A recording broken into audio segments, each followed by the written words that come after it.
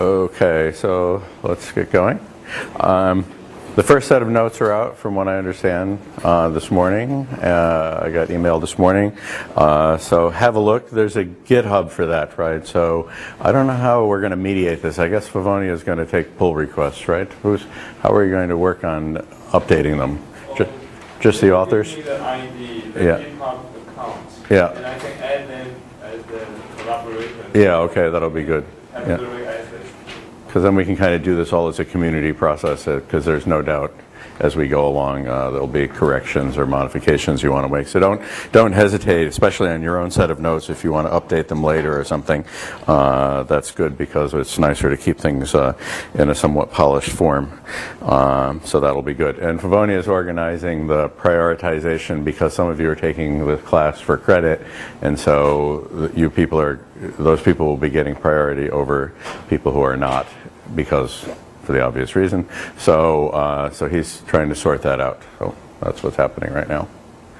Okay, good. So that was like some admin thing. I think those are the only things that I have on the top of my mind. Okay, so what I was in the middle of doing, you remember, is I first looked at logic from the point of view from the point of view of provability. And we took care of that. We were looking at that, where we had the idea of judgment A true, and we looked at order structures that we get like from Heiting algebras that work like that. And now what we're doing is I'm developing the idea of logic with proofs, or like with proofs involved in the structure. So we're looking at first having the idea of proof terms, and then we're going to develop the idea of sort of proof terms as maps. That's a certain idea. So this is where we got to the structure of these lattice structures like Heiting algebras, and here we're going to get to the structure of certain categories, which will be, in this case, what we're doing by Cartesian closed categories. And so I'll show you how that develops here. And there's going to be some auxiliary notion that is new, and that I'll be talking about today, which is the idea of definitional equivalence, which will be related to the idea of two maps being equivalent in the definition of a category, because here now, when we have proofs, we have to worry about, to some degree, as I'll make plain, I hope, in a moment, what are the what I'm broaching here is the issue of the identity of proofs. And the identity of proofs will raise some interesting questions for us, and they're going to motivate some of what comes along next when we start talking about dependent types and the interpretation of equality in particular. We will spend a lot of time on that. I originally thought I might talk about proof normalization today, but I decided to push that off because we have a little break, because next week I'm away at a conference, and so is Favonia. So I'm going to develop this connection here, and I will come back. I owe you something about proof normalization, and it will end up being an analysis of this notion of equivalence. So that's what we'll do. I'll pick that up next week. Okay, so that's like the roadmap. This is where we are, and it's all by way of motivating some particular things, in particular this idea of equality and the notion of definitional equality are going to be very central to everything we do later in the semester, so I want you to know where this comes from. So the idea is that we first looked at the, if we're looking at the notion so let's look at the idea of proof terms. This will be our first thing, and what we're going to do is we're going, as I said at the very end last time, the first way we're going to look at this is we're going to think of it as labeling our hypotheses, because we're now interested not so much in whether A has a proof, but that M is a proof of A. So this is going to be a grammar or a notation or a language. So this will give us I don't know how many M's I need there, grammar of proof, okay? So the idea is I'm going to have some notation that I'll write down which represents the proofs that we're studied so far. We're just doing intuitionistic propositional logic, in order to broach all of these subjects in a way that is like completely, I hope, very easy to grasp. And then I will use that same architecture to talk about dependent types, which will then get us going to get us into a bunch more complications. Okay, so the first thing is we're going to have the notion of the grammar of proof. And I mentioned at the end last time that you could think of these as hypotheses or names for hypotheses, but what is really important is that they behave like variables, okay? So this is the idea. And why do they behave like variables? Because we can revisit the structural properties from the point of view of this grammar of proof terms, and we will see that when we do that, that they do behave like variables. So particularly we can have the following thing. We can have sort of the reflexivity, which might now also be called the variable rule, which says that if I declare some variable, and let me write it out in this form, then I may use that variable. So it's just exactly the re-expression of reflexivity, which I've built in some weakening and exchange here. Don't worry about that right now. But I just want to say that if you have a variable, if you assume that x is a proof of A, then you can use it as a proof of A, obviously enough. And let me skip to the most important one, and then I'll talk about the other structural properties. So this would be transitivity, or now it could be called substitution. So we could call this the variable rule, and we could call this the substitution rule. Okay, either one. And it's just a matter of rephrasing it. So we can say something like this. For example, if I have a scenario of this form, and I also know that M is A, then I will know with gamma and gamma prime that I have this notion of substitution. M for xn is B. And this is going to be defined to be substitution. And so this is just what you learned in school, basically. Variables are unknowns, and you plug in, they're given meaning by substitution, and you plug them in. Now here's something you can go look it up. What is the definition of substitution? I'm not going to spend a lot of time on this, so you should, if you don't know anything about this, you should look this up, like in my book on programming languages, or any of 100 other sources, and get the definition of capture avoiding substitution. We'll get back to the issue of capture in a minute when I talk about binding operators. I'm not going to go into the details about that. So now there's looking at like weakening. What does weakening mean in this setting when it's spelled out with proof terms? Well, it simply says that one way to formulate it is, if I know something like this, then on the basis of any other bunch of variables, I still know that fact. So I can introduce new variables that are apparently not needed, because I was able to derive this judgment without these variables, and then I can just throw them in after the fact. And then there is contraction, which we talked about before. And contraction could be seen as, in fact, there are different ways of organizing these things. It could be seen as something like substitution, except that it's all about variables. So in particular, if I do this, if I have two variables, let's write n and b here. If I have two variables, x and y, both of the same type, or that is referring to unknown proofs of propositions A, so I'm foreshadowing what I'm going to say in a few minutes. So if we have two unknowns, x and y, but they're unknowns of this unknown proofs of the same proposition, then I can contract them, and I can just have one. I'll call it z here. And then what do I do? Well, what I'm going to do is, the reason I can contract them is that I'm allowed to replicate the variable for x and y in n, and get myself a proof of B. So when spelled out with proof terms, it's sort of especially vivid, I would say, that you can see that the meaning of the contraction is I can do the replication of the variable. Okay, I can, or here it's a duplicate, I can do this replication of the variable. I can duplicate the variable like that. Okay, and then there is exchange. Oh, and exchange is very unpleasant to write, so I'm going to use it I'm going to use a little notation. So I can write it like that. And now if you'll let me do this, I'll write it like that.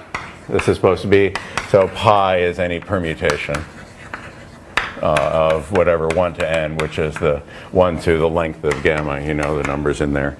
Well, this is a little cheating, but anyway, you know exactly what I mean. What I want to do is a permutation of actually the variables x1 through xn you permute all those bindings. Okay, that's the idea. That's actually not a very good way to write it. Oh hell. All right, now that I think about it, that's not a good way to write it. All right, let me write it this another way. All right. So you know what I'm going to write, but let me just do it properly, and then the idea is I can permute these things, so I can write. Oh, they don't have to be the same at all. B x a gamma prime. Oh, damn. All right, C. Now you know why I complain and I want to write that one down. Okay, good, because I invariably get it wrong. Okay, so the order doesn't matter. Okay, so that's the idea. So I just wanted to revisit. Those are what the structural properties would be with respect to when I write down the proof terms explicitly. So that's important. And now if I continue to write down those proof terms, then what I'm going to do is let's revisit the rules, like for example, for the various connectives. So let's look at how we'd rephrase logic in this setting. So one thing is, now I tend to write the gammas a lot. Remember we had the idea that truth was the trivially true proposition. So I need a notation for the proof that it's trivially true. So I'm going to write it like that for reasons that will become clear in a minute. You already know, I think, many of you, but I'll just play along. Okay, so that will be the notation that I have for. Right now, I want to say that's the notation for the trivial proof of truth. It's the null tuple, or empty brackets. And now, what did we do before? Oh yes, so if we had conjunction introduction now, what do we do? So we say if M is a proof of A and N is a proof of B, all I'm doing is transcribing what I said before. Then I need a proof of A and B, and I'm going to write that like this. Okay, and so that'll be the notation. To some degree, it's arbitrary, but I'm using conventional notations. So this is andolim 1, and I'm going to have andolim 2. I want to write these down because I want there's something I need to get across to you. So I want to make sure I do this right. So we do this. So first of M is A, so I'll call that, the notation I'll use for that is first of M. And if I do this, A and B, and then I'll do second of M, which will be B. And let me write down just the negative fragment as a starting point, and then I'll come back to the positive fragment later. So I want the implication introduction, and the idea is I need a proof term for an implication. A implies B, and so the idea is if I wanted to deduce A from B, I introduce a new assumption, and I get a proof of B, and then I wrap that entailment up into a little notation, which is lambda xm, written like that, so you'll know that, you've seen that before. And then the implication elimination says if I have a proof of an implication, and I have a proof of the antecedent, then I can combine them. Maybe I'll write them M applied to N as B. Okay, and there's various other notations that people use. So this is for the negative fragment. I'll come back to the positive fragment a little bit later. Okay, so these will look familiar to you. Okay, so now the reason we introduced these things before was the reason we got into the business of writing down proof terms is because we wanted to talk about make a nice way to talk about Genson's inversion principle.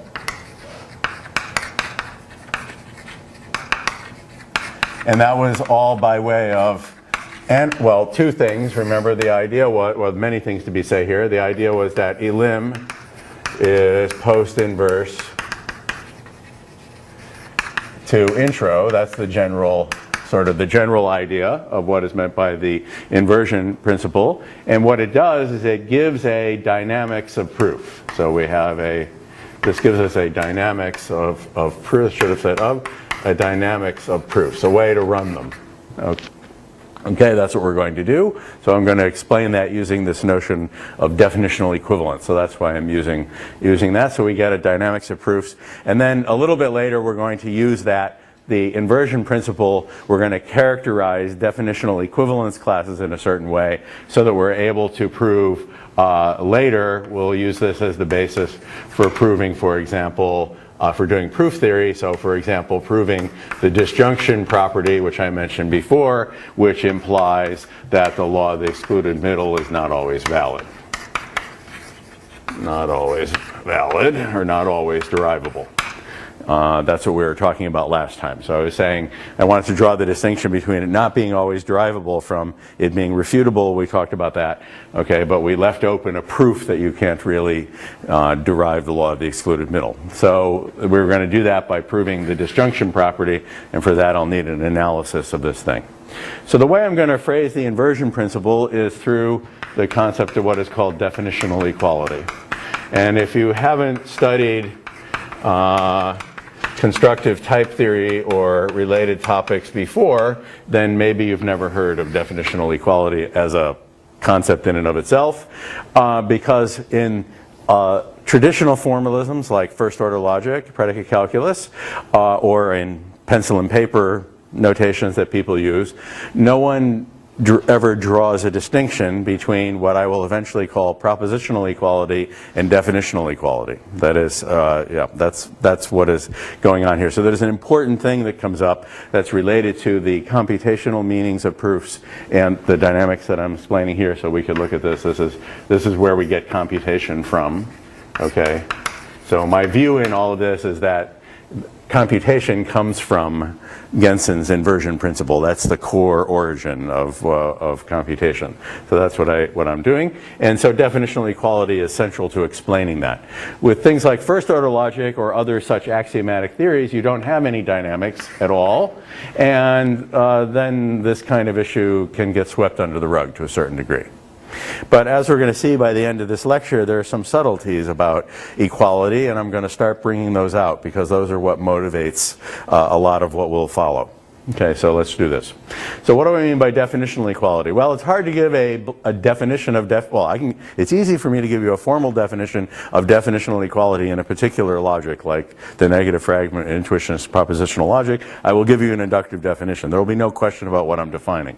But it's not so easy to say, like for an arbitrary logic, what exactly should definitional equality be? And so that's, I'll come back to that topic a little bit later. Right now, though, I'm just going to give it as a definition. So basically what I'm going to do is I'm going to end up saying it's the least congruence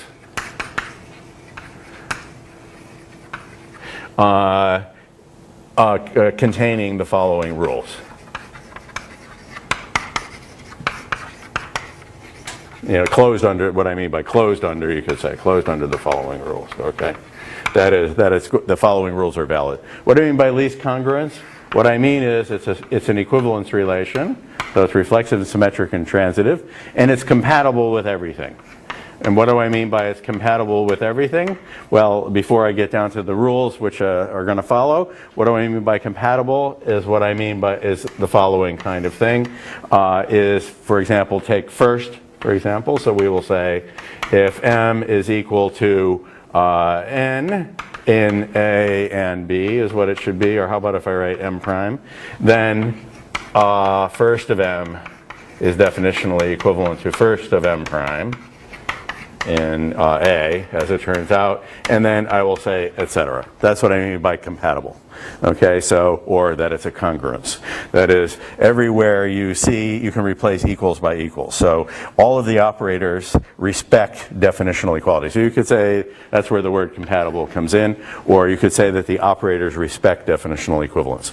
And that's true for all of them. Okay, so I can replace M by M prime, definitionally N by N prime, etc. Everywhere you think you can do this. So all I need to now do is show you what are the key rules, which are the actual content of Gensen's inversion principle. And so all we do is this: it's nicer to write it down using proof terms now. So let's look, for example, you can see what we're going to do. So here's one. One of them says, under suitable assumptions, okay, which I'll write down.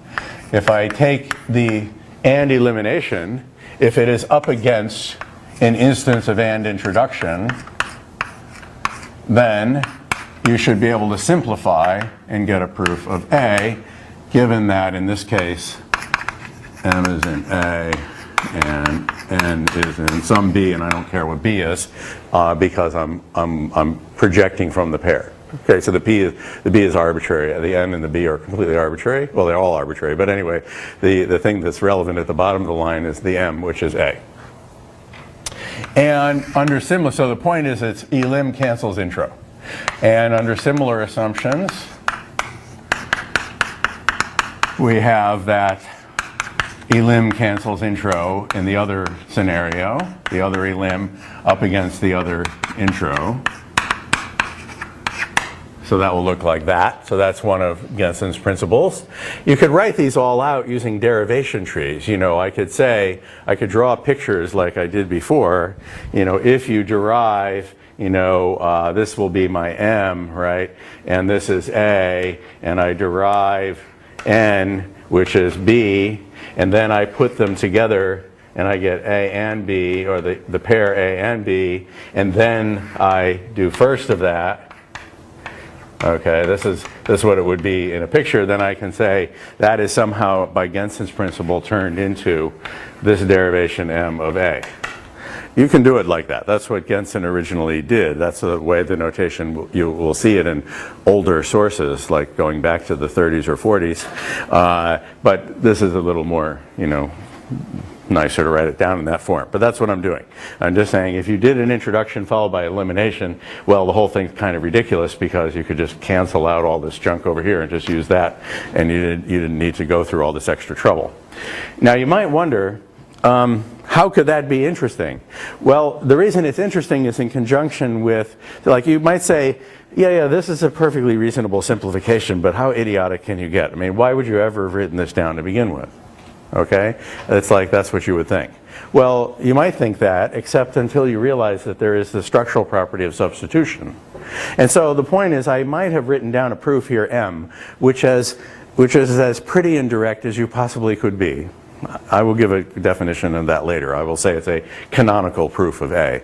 So we'll just use that word. So let's say M is canonical. It doesn't have any of this nonsense in it, okay? And N is canonical. It doesn't have any nonsense in it. When you plug M in for N, you could very well have nonsense in it.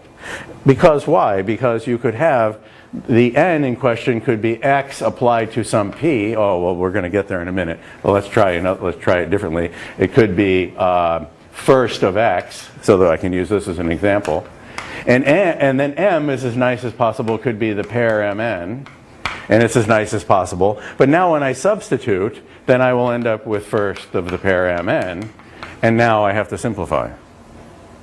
So it's not idiotic, okay, that you would put in these simplifications, because when you're doing as soon as you do substitution, then you can take canonical things, and when you substitute them in, it's by no means canonical. That has an indirection in it.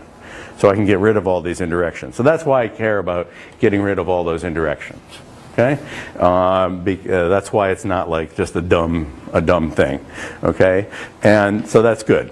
So think of it like any program you've ever written in any programming language, right?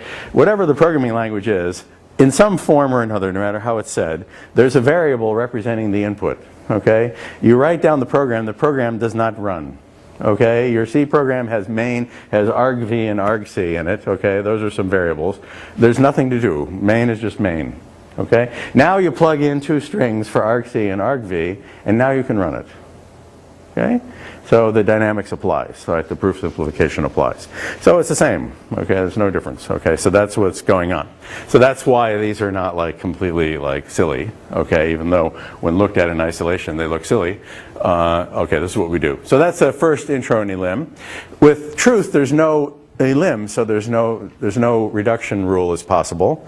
And the other thing I have to do is implication, because I'm only doing the negative fragment right now. And so what I have to do is under suitable assumptions. If you prove an implication by a deduction of B from A, and you then turn right around and apply that to a proof of A, this is my lemma, then I can simplify that by just replicating in here and writing B. Okay? So in compiler jargon, this is called inlining. Okay? And if you weren't worried about the practicalities of, writing down proofs, you could, in principle, inline all the lemmas, right? We don't ever need the lemmas. We can always reprove them every time we need them, even if we appeal to them twice, well, you just prove it again. And so what this is doing is saying to do that. Okay? In principle, of course, that's possible. In practice, it would be unbelievably unbearable, but I'm not, okay, that's true, but anyway. Okay, so this would be, again, the cancellation principle of the elimination is post-inverse to the introduction, because this is the outermost form is an application, and the thing it's being applied to is a introductory form. So we get that cancellation. So for the negative fragment, that's what we have. That's the notion of definitional equivalence. So this gives us a notion of computation because we can compute by calculation with closed terms.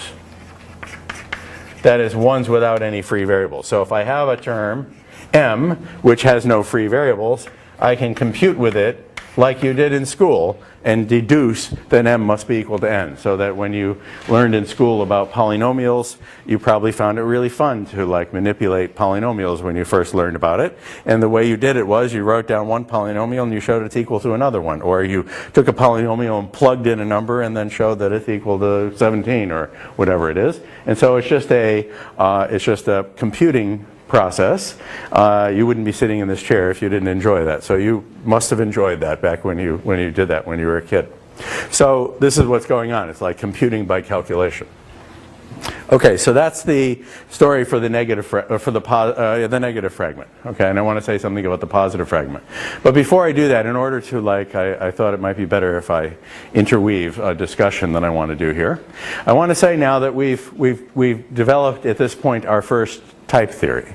Okay, and I'm going to explain why do I say this is a type theory and where did this notation come from, and I'll come back to the positive fragment in a minute. Where did this notation come from? Well, it's based on the following idea. Once I have written down what the proof terms are, so we've got them on this board, and once I've imposed, there's one other thing I need to discuss before I say what I was about to say. I've imposed this kind of dynamic, so that's the Genson's inversion principle. Sorry, I lost my thread. So I want to mention one other thing, and then I can say what I was going to say. Sorry about that. Let me hold that beginning remark in abeyance. Which are another thing, which are called, these are also studied by Genson, which were Genson's the unicity principles.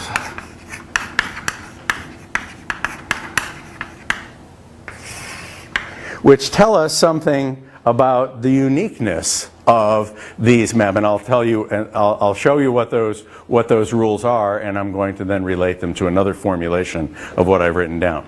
So the idea of the uniqueness principles is, one way to say it is the other way around. One way to think about it is, let me just check for myself what I've got here. Okay, I'll get back to that. Okay, the uniqueness principles. One way to say that, all right, okay, one way to say this is, well, I'll just write down what the rules are. The way to say this is that the other way around. You could look at this as kind of the intro being post-inverse to the elim. It's the other possible relationship between intro and elim. We think of those as kind of mutually inverse. So the unicity principles are going to express them.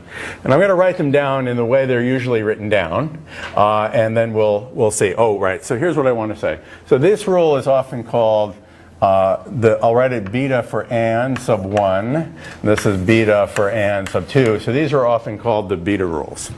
Okay, so this is called these are what are called the beta rules. For historical reasons. Okay, so these are the beta rules. So these are called beta for conjunction 1, beta for conjunction 2, and this is called beta for implication. And these are called eta rules, okay, the unicity principles, and now I'll write them down what they are. So the eta for truth, it says that, yes, it says that if you have any term of this type, it can only be the null tuple. Like that. That's the eta rule for truth. The idea being that there's only one way to write down a proof, and whatever you did, it might as well be considered to be equal to this. I'm going to amplify this point in a minute, but let me write down what the rules are. Then there's an eta for conjunction. And it says, if you give me anything, any proof at all of A and B, it can be thought of as having the form of a pair. Okay? That is, it can be put into canonical form, or the introductory form can be put into introductory form by saying that M must be equal to some pair. And what pair would that be? Well, it has the flavor of now intro being post-inverse to elim, which I'll say is the pair first of M and second of M. There's going to be another way to say these things in a minute, and I'll get to it. Okay, so that's the eta rule for conjunction. And then there's the eta rule for implication, which says that if M if M is a proof of an implication, it can always be put into standard form definitionally by saying it's equal to lambda x mx in A arrow B. A implies B. And this should have said in A and B. Okay, written like that. That was the eta for wedge, for conjunction. Okay, those are the unicity principles. Okay, good. The premise of the first one, should that be true on top? Did I make a mistake? What? It's just the top. Truth, yeah. And what about top, though, the premise? The premise of that rule. Oh, yeah. Yeah, right, sorry. I got discombobulated. Okay, yeah. Yeah, clearly. Okay, so, all right, so those are the Genson's uniqueness principles, unicity principles. Now I want to study them, okay, a little bit better from what is called the great correspondence, the propositions as types correspondence.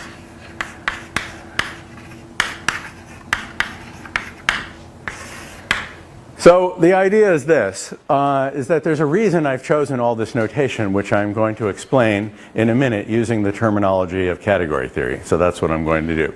And this comes up, and this is going, and it's based on the following idea. The notation I use for proof terms is based on the following correspondence between the forms of proposition on the left and the form of type, where we think of a type as classifying data. So the trivially true proposition is going to correspond to a type called 1. The conjunction is going to correspond to what is called their Cartesian product. So these are both products. So these are the finite product when taken together. This should sound familiar because when we looked at the Heiting algebras, we had finite meets. So we'll write that. When we have implication, that will correspond to the function space, which is also known as the exponential, e to the a, written like that.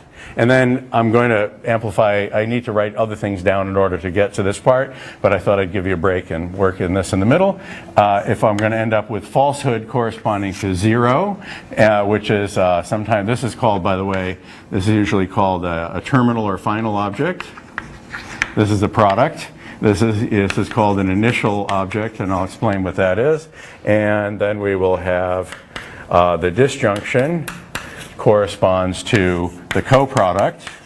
And so this is the coproduct, so we get finite coproducts with exponentials. So that's the description we have so far. So on the Heiting algebra side, this corresponded to meets that we had when we weren't concerned with proofs, but only with provability. And these were the joins, so that's our lattice structure, because there's always going to be an entailment, and I'll explain that in a minute, and this corresponded to the exponential. Okay, so that's the picture we have. So what I'm really going to be doing, what I'm going to do next, is I'm going to generalize the story about the algebraic interpretation by considering proof terms to be maps. And that's the idea. Okay.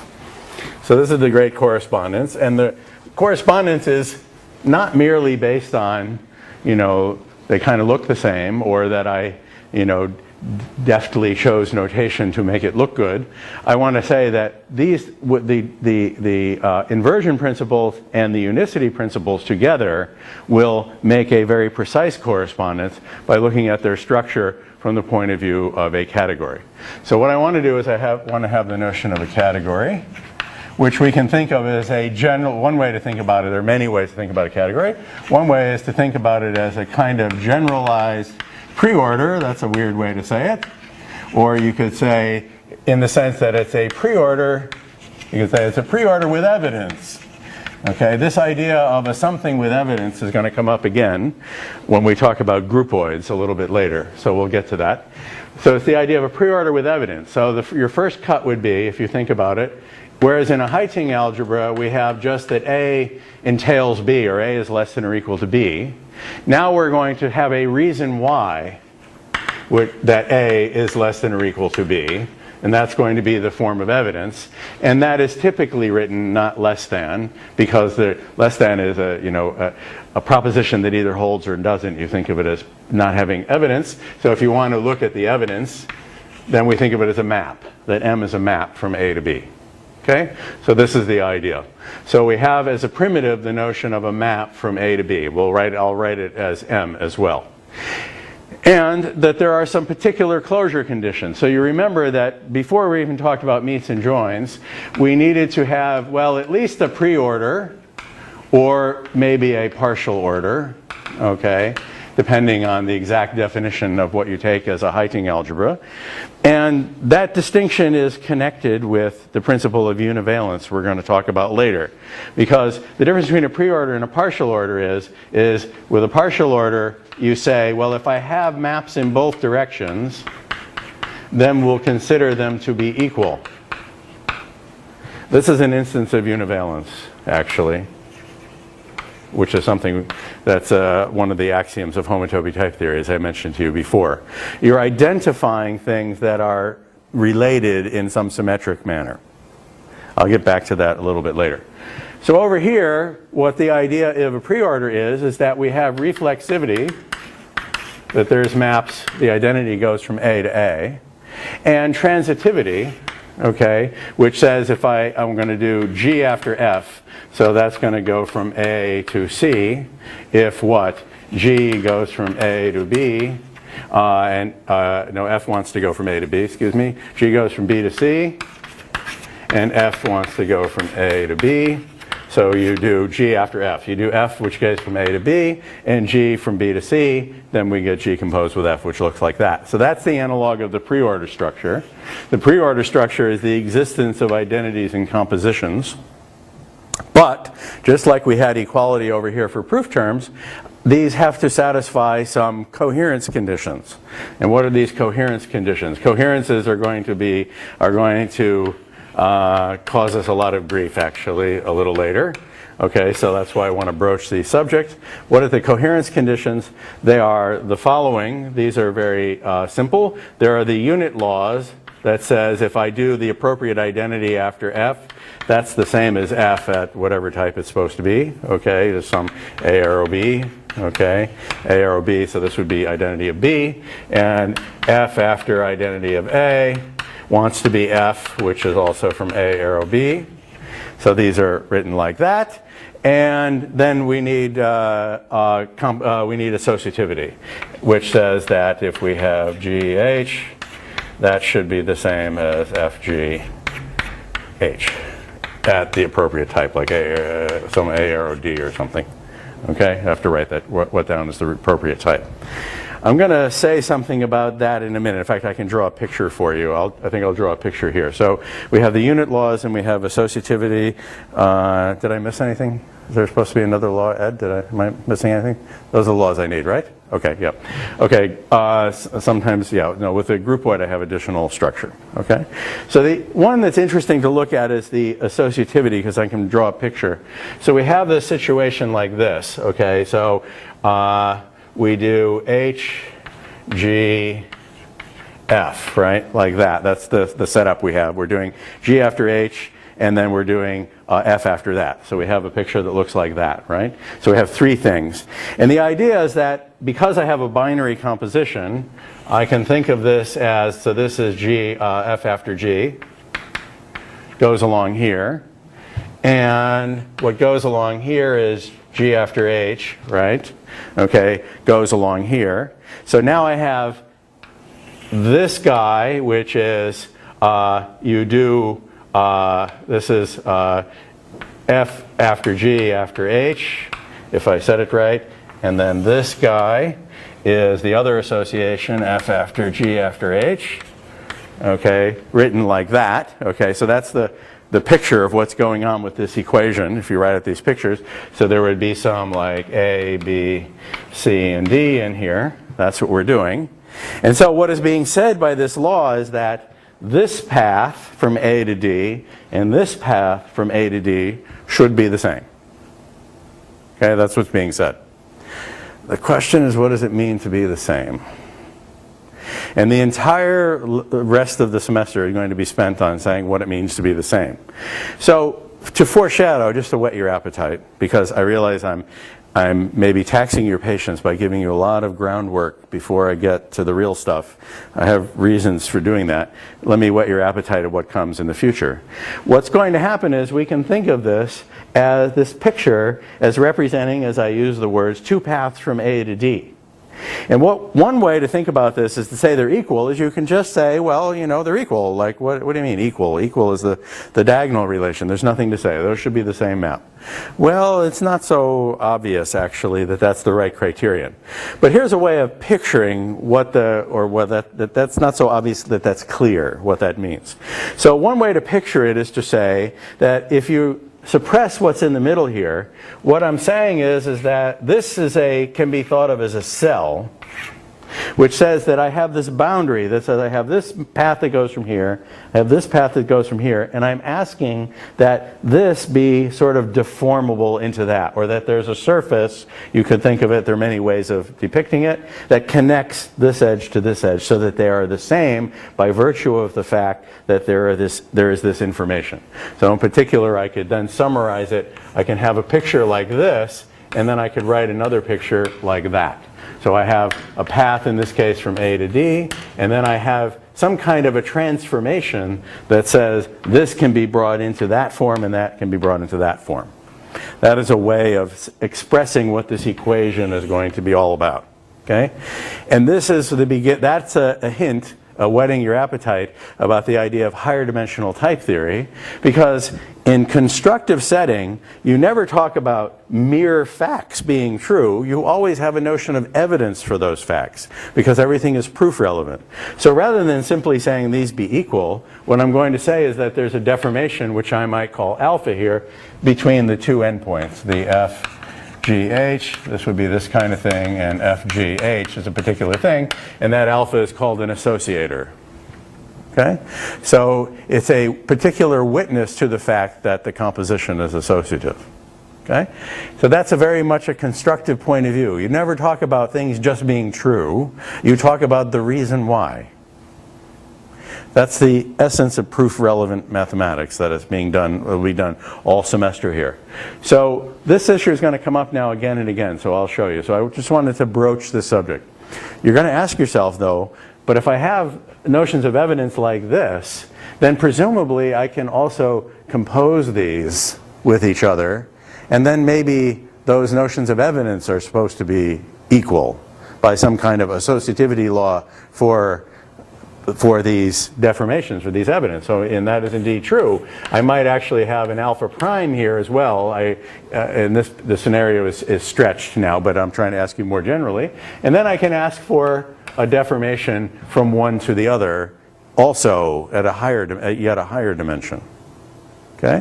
Which is a way of saying there's some sort of beta which says that alpha prime is equal to alpha in a weak sense, and each one of those is saying that this is equal to that, this is equal to that, etc. to infinity. Okay? I can do that all day long.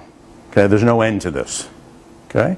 So that's the beginning idea, okay, of the homotopy theoretic interpretation of types, because what will happen is, as I'm going to show you shortly, proofs can be thought of as mappings, like this, and then we're going to talk about equality of mappings, and that's going to be spoken of in terms of what are called homotopies, which are deformations of one into the other, and then higher homotopies and higher and higher and higher and higher homotopies will be witnesses to these kind of equalities. And that's the connection with algebraic topology that has been discovered over the last few years. Okay? So that's a foreshadowing. So that's like whetting your appetite. So let's see how it works out now with the negative fragment. So I have to worry about my board discipline because there's a bunch of things I want to have on the board that I can't erase for fear, otherwise I'll screw myself up. So it will be very important for us to have these on the board, and I will assume you can keep this stuff in your head. Okay, so I'm going to erase. So what I'm going to do is I'm going to justify the propsys types principle by explaining the correspondence in terms of categorical structures. Okay, so we have this notion of a category.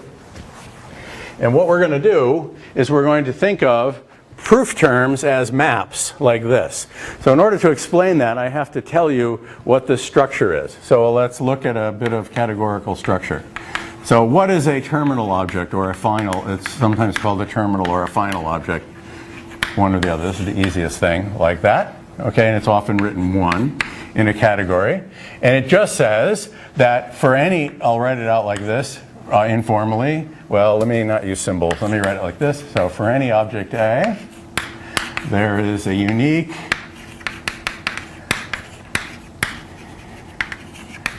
map, which is written like this, from A into 1.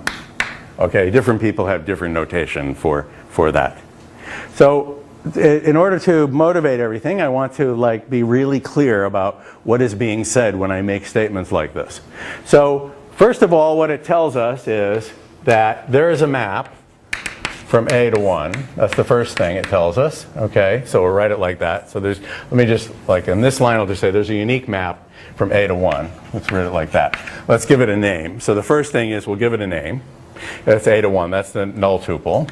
And the second thing is we say, if you give me any other map from A to 1, then it's equal to the designated canonical one that I just wrote down. So that's what, for any A that you choose. Okay, so there exists a unique. And if you want, I could call that object gamma, and it would start to look pretty familiar. Okay, if I use the letter gamma here instead of the letter A, and then I would realize that that's just notation for gamma proof null tuple colon 1, and by the propositions as types identification, that's truth. So that's where this is going. Okay, so that's what you should feel. I'll just write down A, but you should think of the A in question as being your gamma. So that's what the notion of a terminal object or a final object in a category is. Okay, so immediately we see, right, this is the eta rule. This corresponds to the eta rule for truth under the identification of truth with 1. That is the idea that truth is a terminal object. So when I've written down logic together with these reduction and unicity principles, inversion and unicity principles, they're going to be enough to give me corresponding structures in a category. So let's look at the next one. So this is the part that corresponds to meets. This corresponds, by the way, to having a greatest element, okay, in a lattice. Because in an order theoretic sense, you don't have any interesting evidence, and you're just saying over here, A is less than or equal to 1. That's all you're saying when you're looking at like a Heiting algebra. So often in a Heiting algebra, the notation for the largest element is sometimes taken to be 1. People write it like that. Okay, so it's written like that. So that's supposed to be a 1, not a bottom. Okay, so you can write it like that. So I'm saying the same thing. And then there's no need for any idea of unicity because in a preorder, there's a degenerate evidence structure. Okay, so we do that. Okay, so now what happens with products?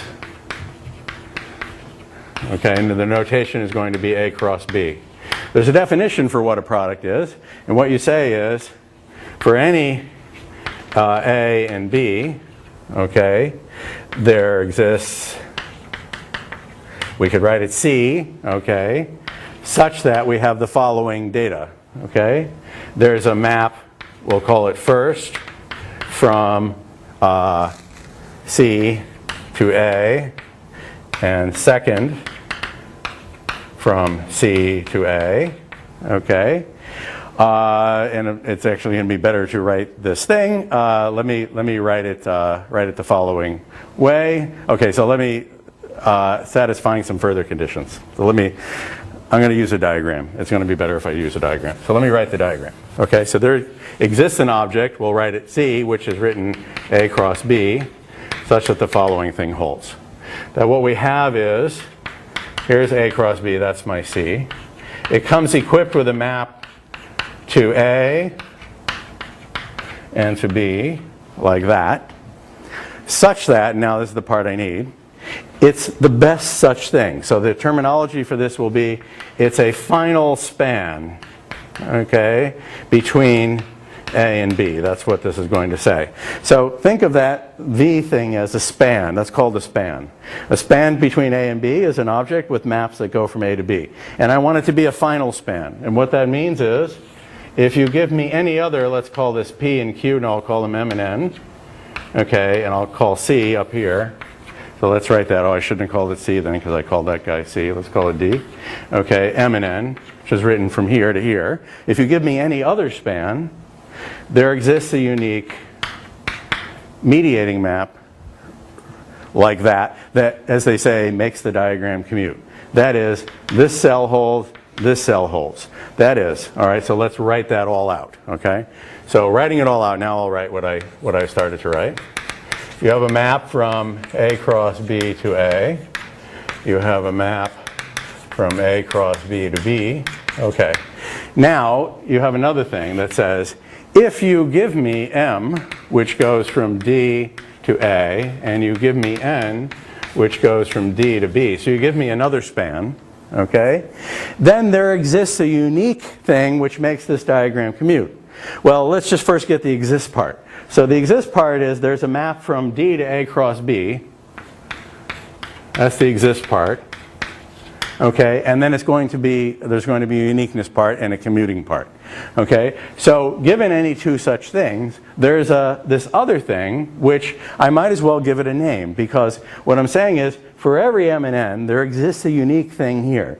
So there's you could say it's a choice principle, but it's really a kind of just quantifier rotation. It's not like an axiom of choice kind of thing. If I know it exists uniquely for any M and N, then there's a function underlying that takes M and N and turns it into that map. And so the function in question is the pair Mn.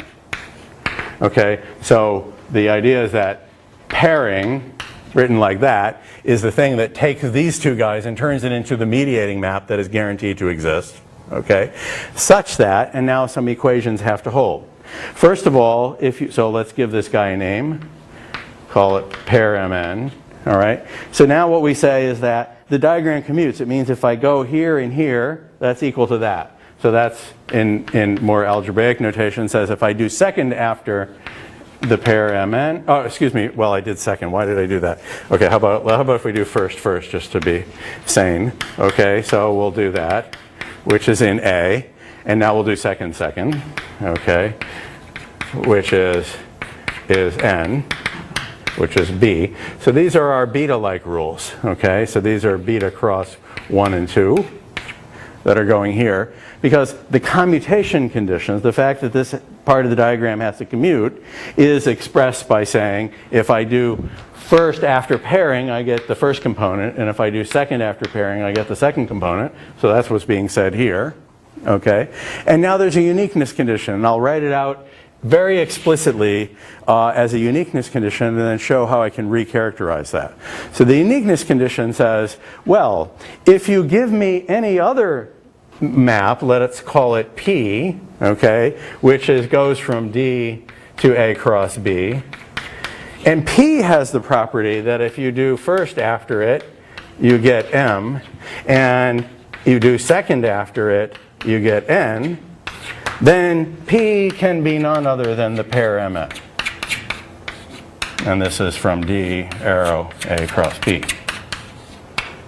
Okay, and this is in disguise, the eta axiom for cross. This is a uniqueness condition.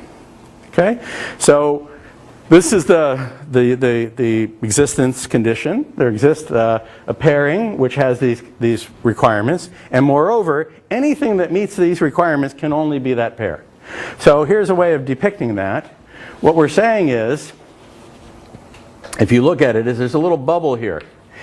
What we have guaranteed here, I'll write it with the dashed arrows because it's exists by the definition. So we're guaranteed to have an Mn here. So that's the one I mentioned before. And we're saying if you gave me any other one which mimics the behavior of M and N, it makes these two cells commute, Okay, so P first is the same as M, and P second is the same as N, which is the requirement that the pair satisfies. Then these maps, well, are at the very least deformable into one another, or they're equal. So the uniqueness says that if you seem to have two things that act properly, there's really only one there. Okay, they're equal. Right. Yeah. So you've got first composed with Mn equals M, and then you've got A. Should that be D to A and D to B rather than just A and D? Did I make a mistake there? I think that because they're arrows in the category. What did I do? Okay. So you've written just A. It would be just like me to D to A and D to B. first composed with M. So M is of type A. Oh, D arrow A. Yeah, sorry. Yeah. Thank you. Yeah. Because I get used to the type theory notation where this ends up over on the left over here, and then I forget to write it. So thank you for saying that. So it's a map from D to A and a map from D to B, and then this one I happen to do it right. Okay, so we can do that. Okay, yeah, sorry about that. Yeah, so in the type theory notation, you end up writing D proves, you know. Okay, so that's why I did that. Okay, yeah, sorry about that. Okay, so yeah, so that's the definition. Okay, so this is the notion of the uniqueness of that map. Okay, so that's what we're doing. Okay, so now let me say something else about the uniqueness of that map because it'll connect it up with the syntax a little bit better. Okay, which is, if you look at what's going on here by a simple congruence principle, right, we have M is equal to first of P. So this is telling us that first composed with P and second composed with P, this pair is equal to P. Okay? That's what we're saying here. Because M and N are respectively first to P and second to P. So let's write them in. So I get first composed with P and second composed with P, and that is going to be equal to P. Okay, that's what this equation is saying. So that is very now similar to the condition, oops, I'm pointing to the wrong one, this one, to this condition written over here. Okay, that is the way to see that. So we're writing it out. Another consequence is another thing that we can get out of this is the following idea. We can write this as saying the pair first second, like this, is equal to the identity. And we can get that if we take M and N and I compose that with P, then I can say that that is M composed with P and N composed with P. And those two things are enough. Because, right, now if I take the idea is that I can take first to P composed with second to P by this equation, right to left, pull the P out, and then turn this into the identity, and then I'll get identity composed with P, which is P. Okay, so this is another way of writing it. So this is a way you will often see, okay, written, the notation you will often see in many sources as to expressing the uniqueness of that map as given by these equations. Okay, so that's the thing I wanted to mention to you.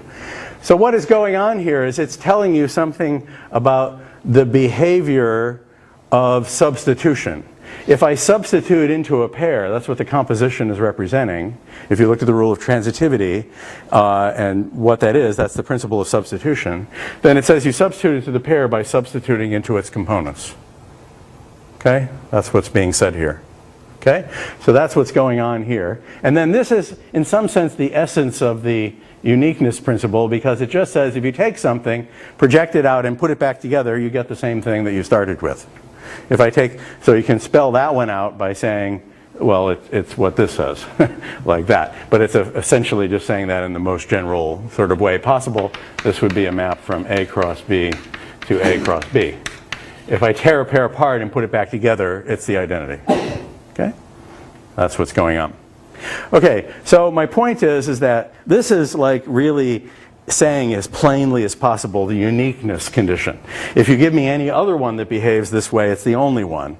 But if you mess about with it a little bit, you can write it in a simple form like here, and then it looks exactly like the eta condition that Gensen wrote down. So there's a remarkable confluence of ideas here because these were developed quite independently, and it took Lavier in the 1960s to really notice the exact connections that I'm describing now. Lavier and Lambeck to develop these ideas. Okay, so that's the and then the exponential part. Okay, so now there's a notion of an exponential. So now I always have a board discipline problem. I want to leave those up, so I'm going to have to erase here.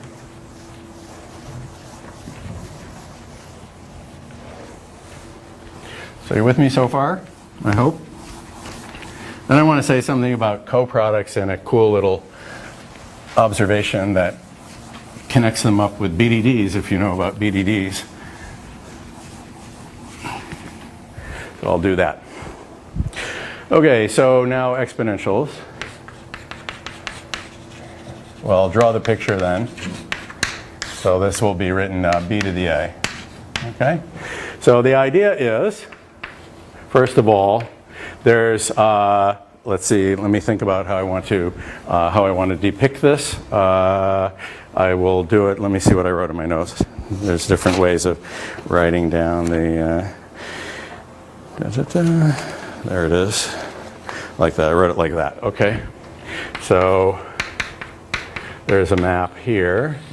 So this is called application. Oh, sorry, that should say A to B. So that's called application. All right, so the first thing is, for any A and B, there exists this object, B to the, which we'll write B to the A, okay, which comes equipped with a map that says you go from B to the A across A into B. So that's called application. But it's universal amongst such things. That is, if you give me any other object C and a map, let's call it H, which goes from here to here. So if you give me this scenario, so one way to think about this is that one way to think about this is that something that's kind of behaving like a function, that when I conjoin it with or pair it with A, there's a map that turns that guy into a B. There's a transformation that says if you curry this, that's what I'm really expressing is what currying is if you curry this, it says given C, it can turn it into an A to B. If H is such a thing, then it's going to factor through this guy, which means that there exists a unique map here, which is written lambda of H, which goes from B to the A, such that, and now there's a notation that people use here.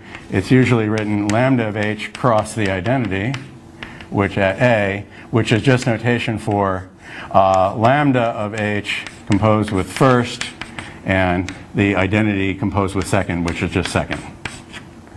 Written like that. Okay? Such that this diagram commutes. So this is unique, and this diagram commutes. Okay? So we have that. So it'll take you a little while if you've never seen this notation before. It'll take you a little while to see what's going on here. But the intuition about it is, right, that there's an environment going on. So what I do is I plug in the environment and I plug in the argument. So this represents sort of the environment and the argument, and I plug that in, and that gives me H, and I plug that in and I get my B. Okay, so that's what's going on here. So this is the function and its argument. Okay, so that's what is being expressed here. This is application. It's like that. So if you then write that out in syntax, okay, what we're saying is the following thing. We're saying that, well, first of all, this diagram commutes. So we can say lambda of H cross the identity, okay, app composed with that, which is app after the pair lambda H after first and second, if I do that right, we're saying that this is equal to H. So that's the first requirement. Okay, that's the commuting requirement. And then the unicity requirement says, if you give me, am I doing this right? Yeah. Okay. And then right. And then it says, if you give me anything else that behaves like that, so if you give me app with, I don't know, since I was calling that H, let's call this G. That's the G composed with ID is equal to h, then it's unique, then we know that g is equal to lambda of h. Okay, that's the uniqueness part. So if you give me anything else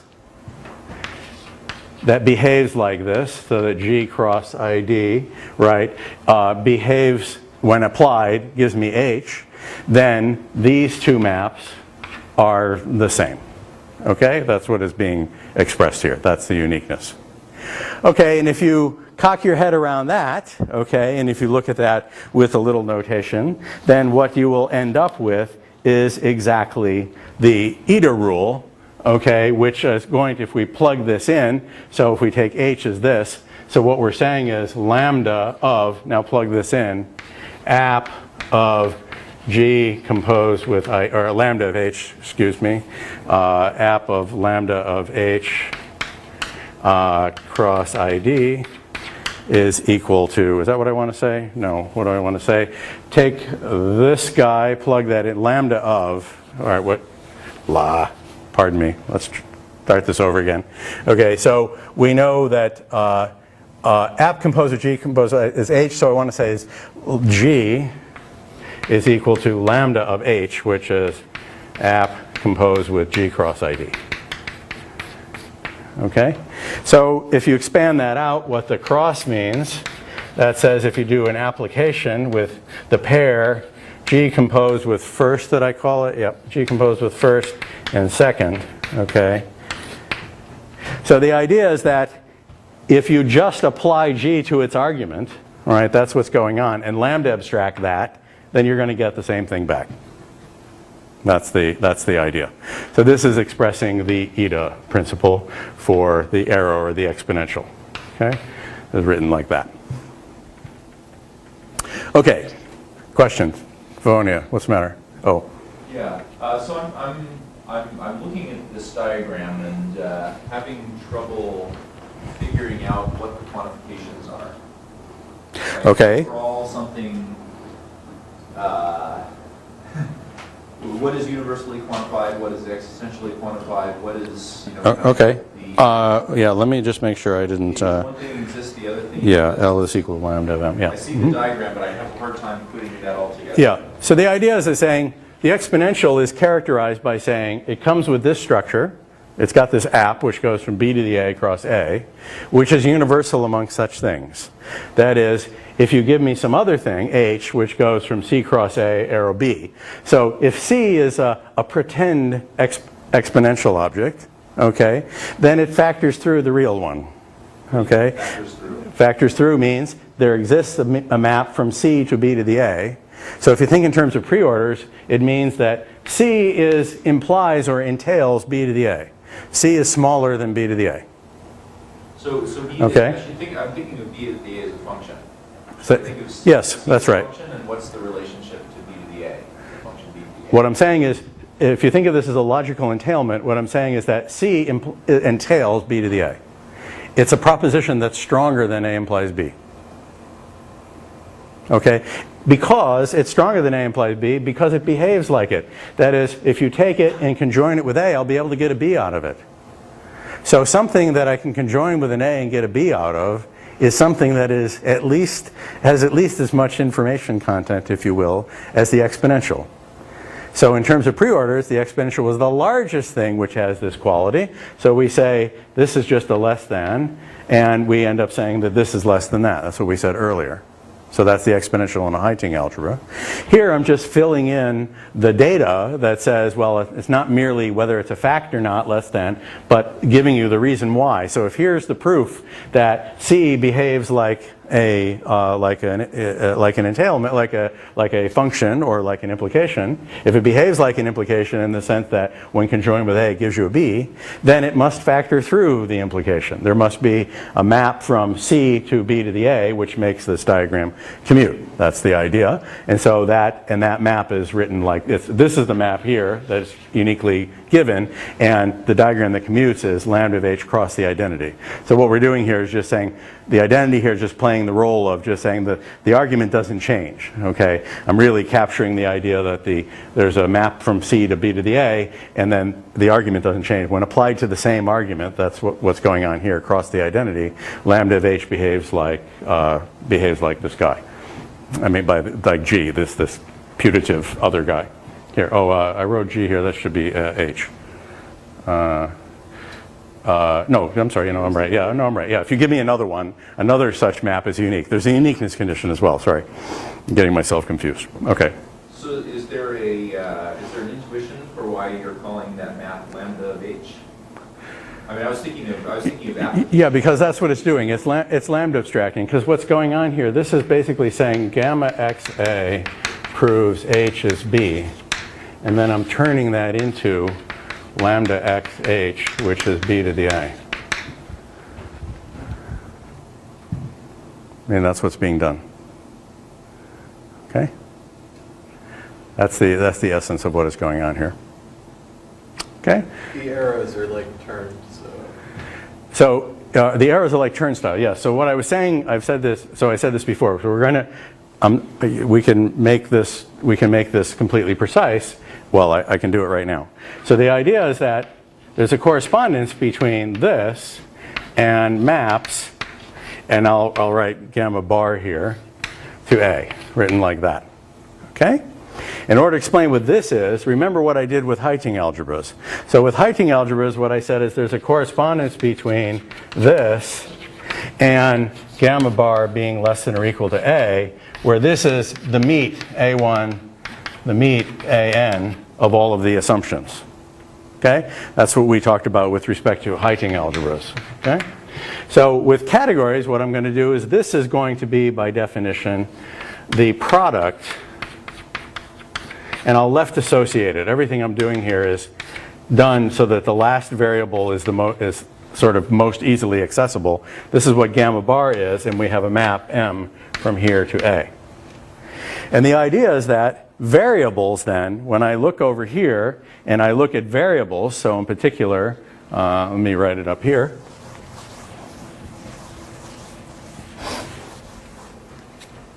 What are the variables? Well, if I look at the last variable, so I have XA, XA by reflexivity, that corresponds to gamma cross A goes by second to A. And then I can say, well, if gamma gives me, let's call it YB, then gamma with XA gives me that Y is B, something like that. So you can think of this as look up Y inside of gamma and find out that it's B. I'm going past the X here. So what I'm doing is I'm basically saying I'm going to do a composition. What I say is that if you can find a variable, which is, let's call it a path P, which goes from gamma to B, then by composition I can put on A and I can do P after first to give me B. I take the first thing, so that goes to gamma, and then I do P after that to get me to B, and that's the composition. So the idea is that a variable over here turns into second of first to the n, well, composed with first to the n of something, well, composed with first to the n. So you do a bunch of firsts to put her down to get it, and then second to get the guy. And these are called the Brown indices. Okay? So these are called the Brown indices. That's the notion, because de Bruijn introduced them, or the name-free form. Because the idea is that instead of having, so if I have x1 through a1, xn through an, gives me, xi is in A. That's the named form. I can refer to it directly. In de Bruijn form, what I would say is I have A1, A2, cross, cross, AN, tells me that, well, now I have to do second. Well, and if we think of that as having one variable, just call it X, which is the environment, then I'm doing second of first, as many times as necessary of the environment, X. Okay? And so that is just the number I, the de Bruijn index I. If this is the I, if we're looking at the ith variable, we want to get the ith variable here, and I do I compositions here, where I probably have an off by 1 error here somewhere. Maybe these should be 0 to n minus 1 to make it all work. But anyway, the idea is that you cutter down this product to project out the variable that you need. And the number is all you need to know. Okay? So the number I, so every variable can be represented. You don't really need the names mathematically. You can just say, instead of having this guy, what I do is I just say, oh, this says the de Bruijn index I is of type A sub I. And then you suppress the variables entirely. It should be numbered from right to left instead of right to left. Yeah, maybe I should have numbered them the other way around. Yeah, okay, sorry. N minus 1 down to 1. Okay, yeah, sorry. Yeah, that's what I should have done. Okay. I knew I was going to get something like that wrong. Okay, note takers, this is what you have to fix up. Okay, sorry about that. Okay, write it like that. And then the ith thing, the first variable, second variable, etc., is obtained by taking enough first projections and then the second projection, and that's the guy. Okay, that's how you do it. So that's the notion of de Bruijn index. And that arises out of the categorical structure. And it matches up exactly with the interpretation I gave you earlier of a Heiting algebra in terms of you take the meets of all the assumptions and show that it's less than or equal to the conclusion. That's the relationship between entailment and the preorder structure in the algebra. Well, here the relationship between the proofs and the maps is mediated by this interpretation of variables, and then the proof theoretic syntax is mimicking the syntax of the category, of the structure of the category. So we have products, finite products and exponentials, okay, written like that. Okay, so that is the correspondence. So what I want to do next time, I thought I would get to it today, but I didn't. What I'll do next time is I'll just look at the positive fragment, so I'll add in sums. So that gives us coproducts. And the uniqueness principle will turn out to be a generalization of what is called the Shannon expansion. If any of you have studied BDDs, binary decision diagrams, which are used in Booleans, in the two-element Boolean algebras. Okay, it turns out have a complete generalization, which is expressed as the uniqueness condition of case analysis, and that will be generalized the notion of the Shannon expansion, which arises in BDDs, binary decision diagrams, if you know about those. Okay, so BDDs are specific to the two-point Boolean algebra, the one that you learned in school, but it turns out the concept is much more general than that. Okay, and so I will show that next time. Okay, so that's where we are. If you want, to look at the background on this, you can look at the best source I know is Steve Audi's book called Category Theory. That's the most accessible thing. It's called Category Theory, and it's a book actually that's about category theory, surprisingly enough. And it develops all of this connection, the connection between logic and categories in the way I was describing. So I'm not going to spend a huge amount of time in that. I could spend the whole semester doing this in detail. So I was kind of assuming you've seen this sort of thing before, but maybe not.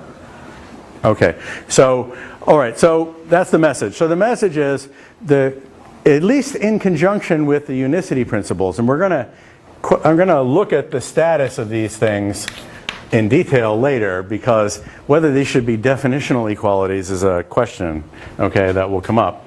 We'll talk about that later. But at least as a first cut, the inversion principles and the unicity principles give rise to show that the propositions, together with their proofs, taken modulo this equivalence that I'm defining, has the behavior of products and exponentials in a category. So that's what justifies the sort of propositions as types correspondence, is that those things completely fit together. So that was my doctrine of Trinitarianism that I told you about on the first day. So we have category theory and proof theory, type theory working together, and I'm trying to show you how that all goes. Okay, so that's what we've done so far for the negative fragment, and then next time we'll do the positive fragment, and then I'll revisit that issue of normalization. But it's not next week, it's week after next. Okay, thanks for your attention.